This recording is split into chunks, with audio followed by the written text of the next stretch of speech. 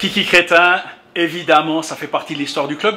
C'était cette fameuse saison où le club encaissait 36 buts par match et ils sont redescendus en 5e Ligue. Je me souviens plus qui c'est qui était dans les buts là. 38 buts par match. 38 buts par match, oui, je suis désolé. Non, je te charrie parce que toi, tu es un grand monsieur qui a monté ce club en étant dans les buts en Ligue nationale 1.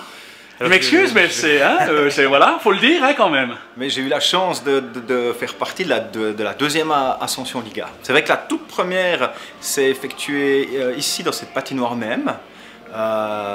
C'était absolument incroyable, c'était la fameuse période où il y avait Dan Métivier qui avait en fait marqué le but de la victoire, quoi. Engagement sur la droite du gardien de Zurich. Christophe Berda gagne le puck, passe à Leblanc et le puck va direct sur Métivier qui déborde Murner à l'époque et qui troue le filet. À ce moment-là, j'ai cru que la patinoire allait tomber. J'en ai encore les frissons rien que d'y penser. Moi, j'étais dans les tribunes juste en dessus à ce moment-là. Ça m'a donné des idées. Et quelques années plus tard, c'est l'équipe avec laquelle j'ai joué, c'était Dupont et Lambert, Taco, Pestrine. On remettait ça. Par contre, là, on est monté à Alice, la patinoire fétiche du HCA, parce qu'il y avait pas mal d'ascension dans cette patinoire-là. Et là, en 92, en fait, on 27 ans. C'est beau, hein? Demain. Ouais. C'était le 7 avril. Ouais, 7 avril, ouais. Ouais. Voilà. Et c'est un souvenir absolument incroyable d'avoir pu participer à une ascension. D'ailleurs, voilà, on a participé à des moments très très forts à ce club. Le club est très fort et très sain aujourd'hui. Écrit l'histoire, pas seulement jouer, participer, mais écrit l'histoire. Toi, tu fais partie des gens qui ont écrit l'histoire de ce club. Certainement, mais tout le monde l'écrit à sa manière, je pense. Il y a beaucoup de gens qui ont passé ici, beaucoup de gens qui ont fait aussi le maximum, qui n'ont peut-être pas eu la chance de se trouver dans une équipe comme on a eu. Et ouais, moi, j'en suis très très fier. Franchement, c'est quelque chose qui me revient très souvent en tête, même si je ne regarde pas souvent le passé, hein, mais c'est quelque chose qui me revient en tête très souvent. On est ici dans le vestiaire du Hockey Club Ajoie. Tu as posé ton sac ici, tes patins, ton équipement, c'est ici qu'on se change, c'est ici qu'on prépare. Quand tu vois ces, excuse-moi, mais ces planches de bois assemblées, puis qu'on s'assied là-dessus, puis qu'on a l'impression qu'elles ont une âme, qu'elles ont un vécu, alors que c'est des choses immatérielles. Mais quand tu regardes autour de toi un peu, qu'est-ce qui te vient comme ambiance, comme esprit, comme odeur, raconte-moi ça. Ce qu'on redécouvre un petit peu déjà ici, c'est l'odeur du vestiaire, l'endroit. Après, il a un petit peu changé, hein. Le vestiaire est devenu un peu plus, je dirais, petit. On a rassemblé un peu plus les joueurs. Il était un peu plus large à l'époque, mais ça, je pense que c'est tactique aussi. C'est toujours bien d'avoir des vestiaires où on est un peu plus proche l'un de l'autre. Pour que l'énergie circule, la communication, quelque chose, ou bien comment? Certainement. Ou ça soude, enfin je sais pas, quelque chose. Peut-être que c'est l'unité elle-même, ouais. Peut-être que c'est le fait de pouvoir dialoguer bien ensemble, je sais pas, mais ça se fait beaucoup. Donc ils ont bien refait ce vestiaire ici, mais bien sûr il y a plein d'autres de choses que je redécouvre. Et puis après, voilà, j'ai pu retoucher un peu la glace la semaine passée, remettre l'équipement après plus de 15 ans quand même. Qu'est-ce que ça fait? Comment ça se passe? Ça fait très bizarre de remettre les patins quand même après autant de temps. Je dois dire que on redécouvre des muscles, forcément. Hein. Il y a plein de nouveaux muscles, d'autres choses qu'on n'utilise plus qui retravaillent. Après, je me suis fait très très plaisir parce que,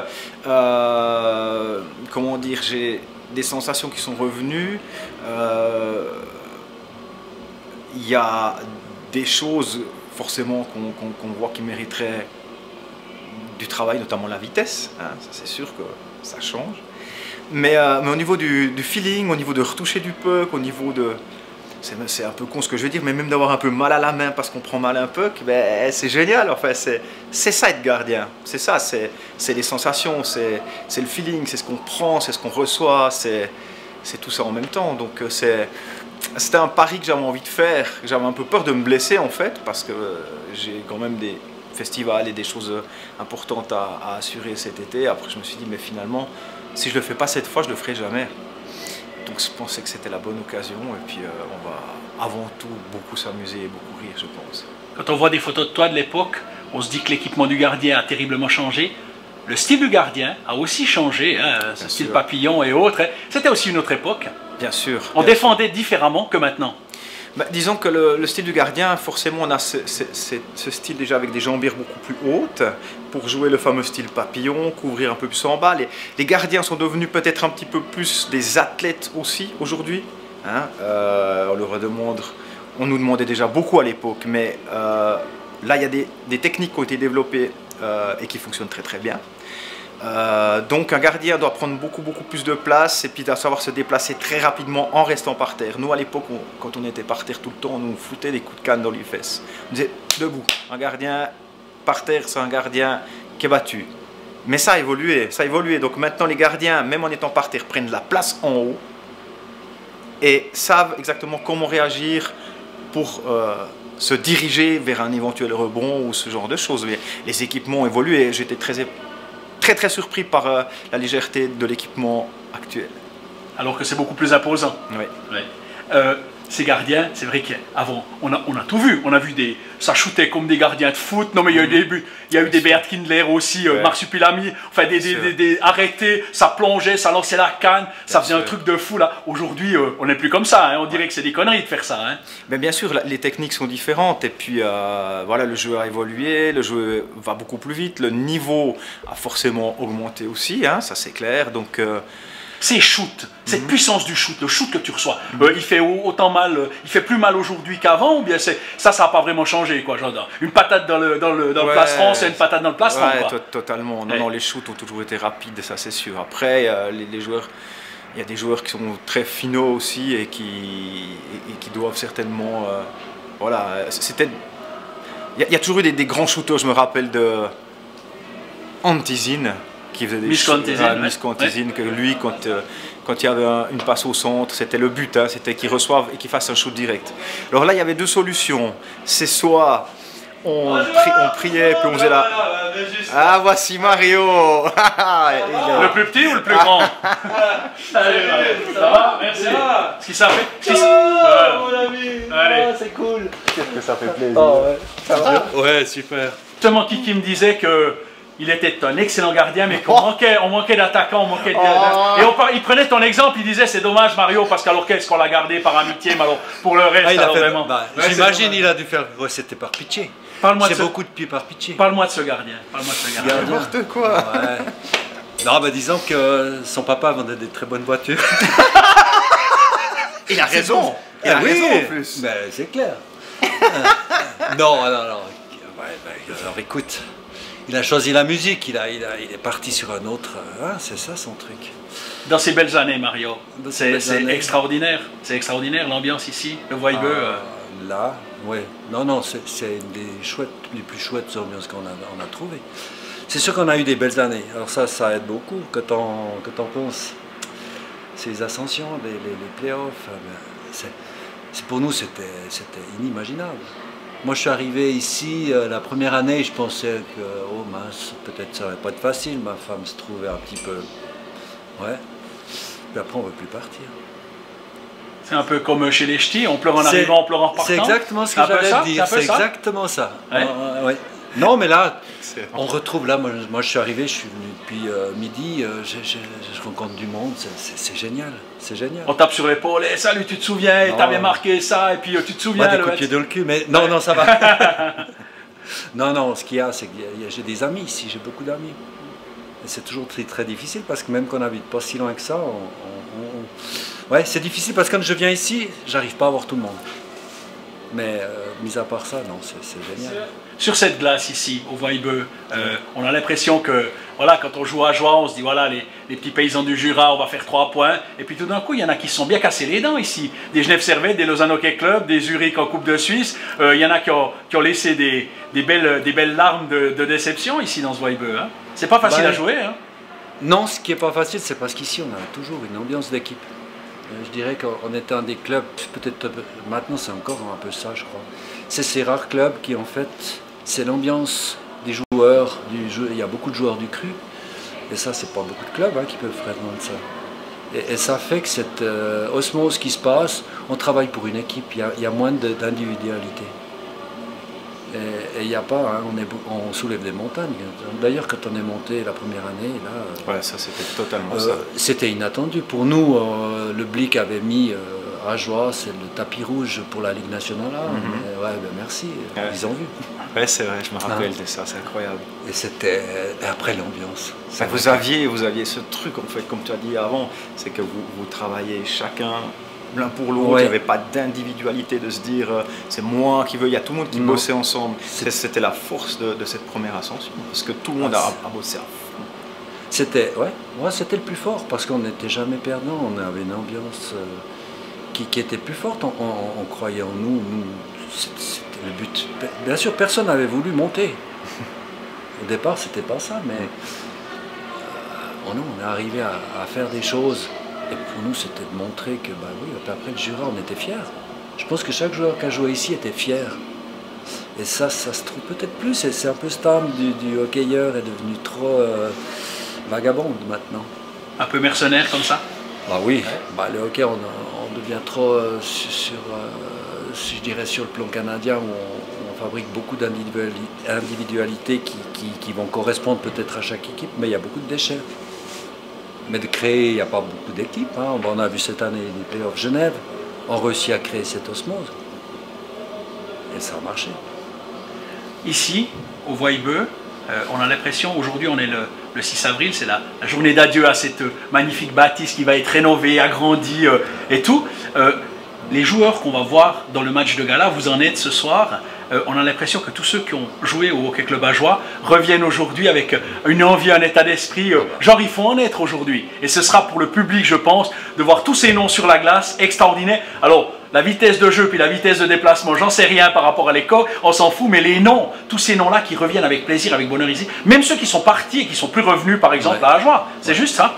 Ouais, totalement. En tout cas, pour ma part, moi je viens comment dire, profiter de ce moment-là, d'essayer de le vivre à fond, mais je viens aussi un peu en tant que fan.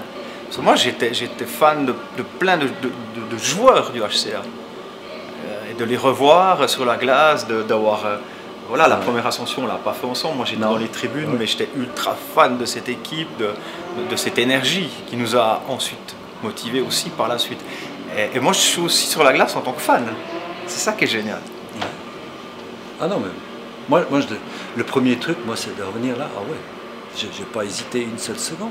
Pour moi, c'est oh, je vais retrouver tous les copains. On va revivre quelque chose ici. Hein? Ben, moi, je repars pour une année.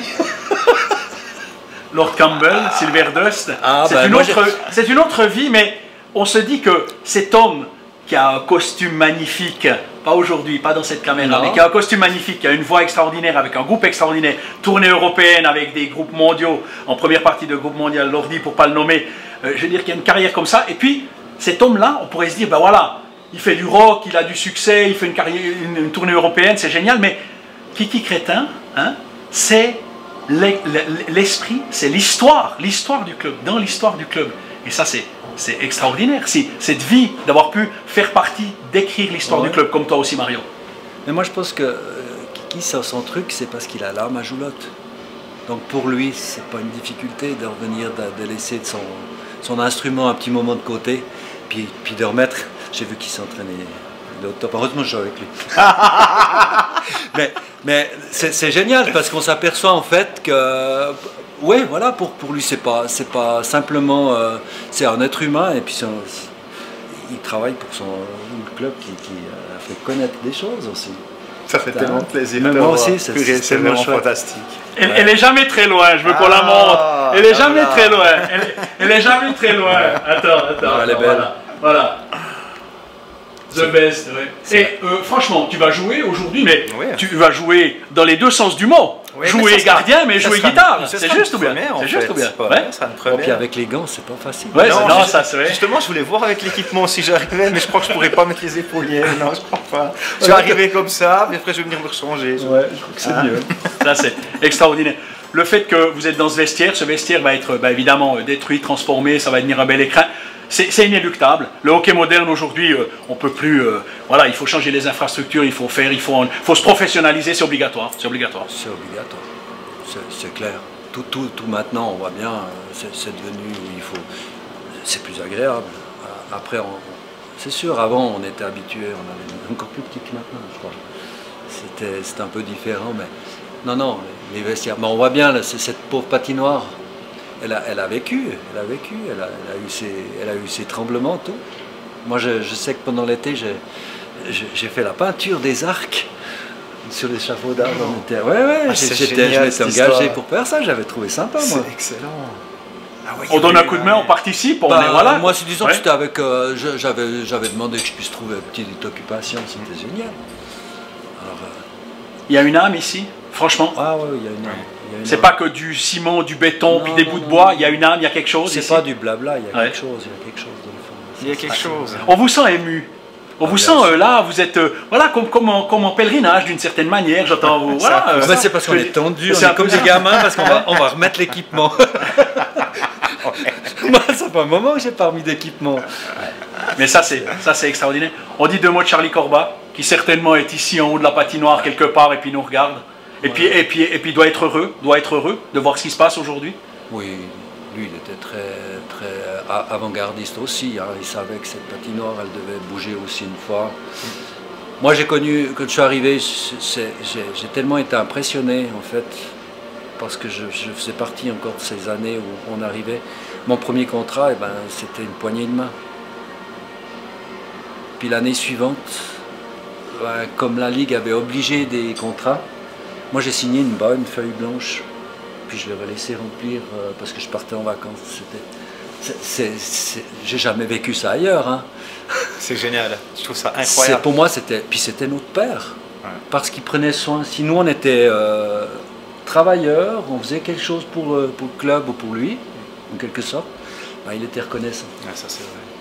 Kiki, sur Charlie Corba? Ben, Charlie, c'est l'âme du club.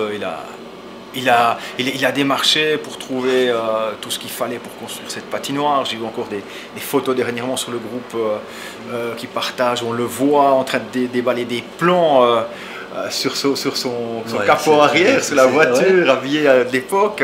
Je veux dire, le gars, il a vraiment donné. Mais c'était aussi quelqu'un de fédérateur. C'est-à-dire qu'il savait très bien comment s'entourer. Il savait très bien donner envie. Et transmettre la passion qu'il a commencé avant de l'Incourt. C'est pas pour rien qu'il y a toujours eu beaucoup de monde autour de lui et que tous ces gens lui sont restés fidèles.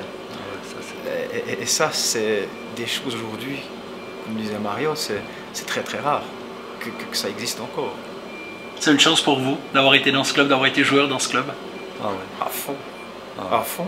C'est quelque chose qui nous suit, mais qui nous suivra tout le temps. Mais on étonne tout le monde hein, quand on dit ça. Via la vue de l'extérieur. On dit, oh, on va à Joie. Oh, non, ça, un des bons clubs que j'ai vraiment aimé. T'as fait 5 ans là-haut? Je dis oui. Pour moi, c'était rien. Ouais. On se réjouit de vous voir sur la glace, messieurs, tout à l'heure. Ouais, il y aura aussi quelques images. Ouais. Merci. Adieu. Ça va hein? Putain de merde ouais. Il y a des...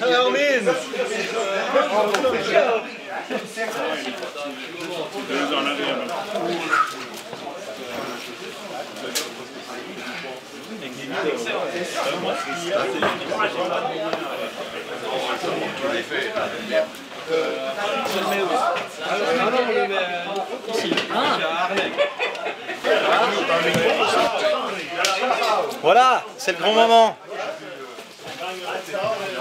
Avant de monter sur scène, ça va être compliqué pour jouer de la guitare avec ses gants quand même. Ouais, on va s'en passer un petit moment. Ouais,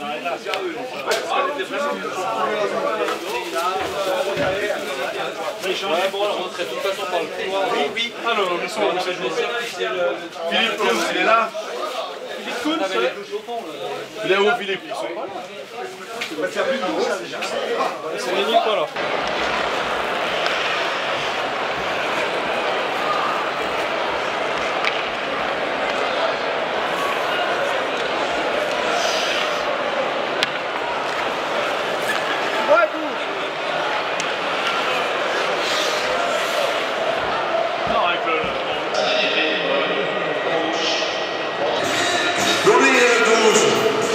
Sacha Laguerre.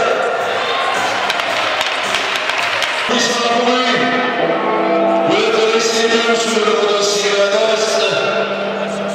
Le numéro 30, Kiki.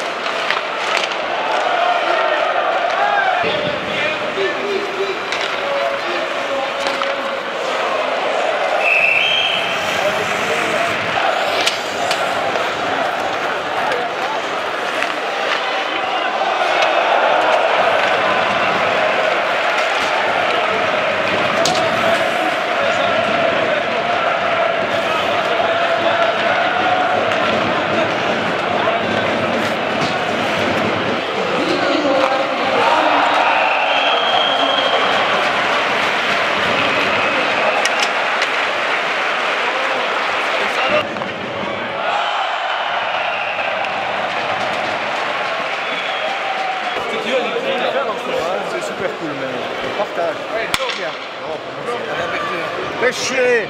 Je suis trop lent. On a un peu son problème.